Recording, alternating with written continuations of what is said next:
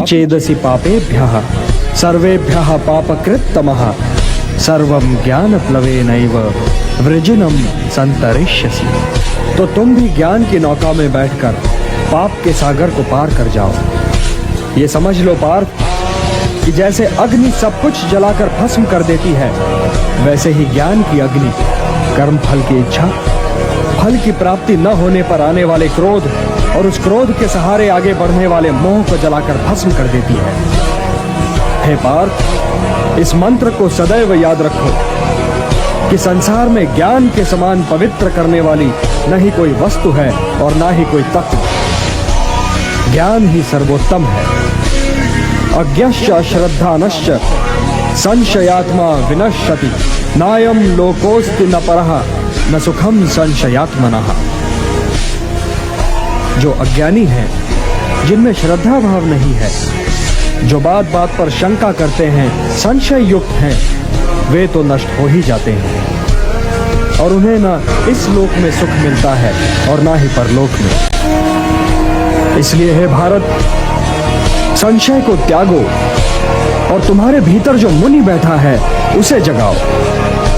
ज्ञान योगी बनो पार्थ, ज्ञान योगी बनो और समझ लो कि ज्ञान की चरम सीमा ही कर्म संन्यास है। आप कर्म संन्यास और कर्म योग दोनों ही की प्रशंसा कैसे कर सकते हैं केशव? ये दोनों एक दूसरे को काटते नहीं बंधु, और कल्याणकारी तो ये दोनों ही हैं, किंतु इन दोनों में श्रेष्ठ है कर्म योग।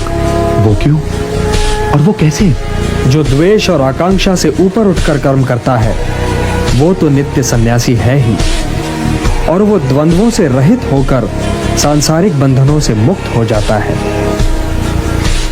इसलिए जो कर्म संन्यास को कर्म योग से अलग समझता है वो तो मूर्ख है ही। ज्ञानी ऐसा कभी नहीं समझते। कर्म त्याग तो वास्तव में निहित स्वार्थ के त्याग का नाम है पार्थ। इसलिए कर्म योग के बिना कर्म संन्यास की प्राप्ति हो ही नहीं सकती। कर्मयोगी को तत्वों का ज्ञान होता है और उसका देखना न देखना, सुनना न सुनना, चखना न चखना, जागना न जागना, लेना न लेना, छोड़ना न छोड़ना और उसका हर कर्म लोक कल्याण के लिए होता है। और इसीलिए वो पाप से बिल्कुल वैसे ही अलग रहता है जैसे कमल जल में रहकर भी जल से अलग रहता है। ब्रह्मण्याधाय कर्माणि संगम त्यक्त्वा करोति यः लिप्यते न स पापेन पद्मपत्रम इवाम्भसा। हे धनंजय, कर्मयोगी कर्म फल को त्याग कर परम शक्ति को प्राप्त होता है और 9 द्वारों वाले शरीर रूपी घर में सुखी रहता है। शरीर में ये 9 द्वार?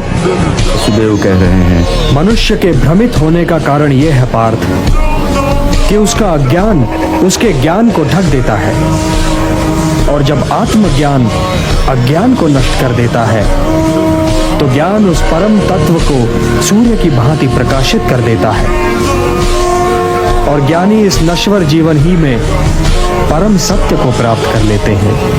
उन्हें जन्म पर जन्म नहीं लेना पड़ता, वो इसी नश्वर जीवन में मोक्ष को प्राप्त कर लेते हैं।